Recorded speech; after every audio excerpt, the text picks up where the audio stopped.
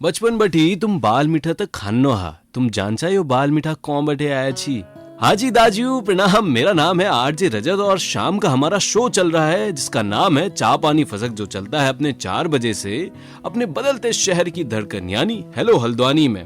बचपन से आज तक चाहे ताऊ जी हो चाहे मामा जी हो, जब भी घर आते हैं हमेशा बाल मिठाई का एक डब्बा जरूर लेके आते हैं। तो भैया बचपन में या अभी जवानी में या बुढ़ापे में कभी ना कभी हम पहाड़ियों ने बाल मिठाई जरूर खाई है। पर आपको पता है ये बाल मिठाई असल में आई कहाँ से, इसे कुमाऊं में लाया कौन? वैसे बाल मिठाई को कुमाऊं की नेटिव मिठाई ही कहते हैं। अगर हम इसकी हिस्ट्री की बात करें तो माना जाता है कि 7वीं और 8वीं सदी में कठारमल में जो सूर्य देवता का मंदिर है वहाँ पे बाल मिठाई को प्रसाद के रूप में चढ़ाया जाता था। साथ ही कई लोगों का कहना ये भी है कि ये मिठाई को पहले नेपाल से लाया गया था, जिसमें यमुना दत्त वैष्णव की किताब संस्कृत संगम उत्तराखंड में उन्होंने लिखा है, जिसे प्रसाद का अर्थ आजकल कुमाऊनी में हलवा हो गया है।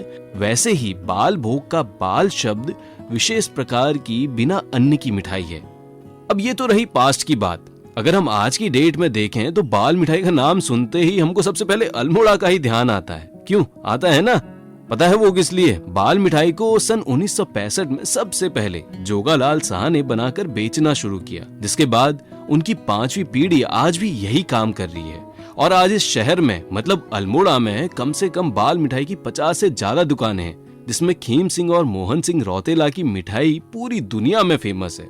इसको बनाने के स्टाइल की वजह से ये 2 हफ्ते तक आराम से चल जाती है और फ्रेश ही रहती है। तभी तो मोदी जी को भी ये बाल मिठाई बड़ी स्वाद लगी। और ये भी कहा जाता है कि पुराने समय में जब अंग्रेज अल्मोड़ा में रहा करते थे तो क्रिसमस के टाइम पे वो बाल मिठाई को एज अ स्वीट के तौर पर बांटते थे।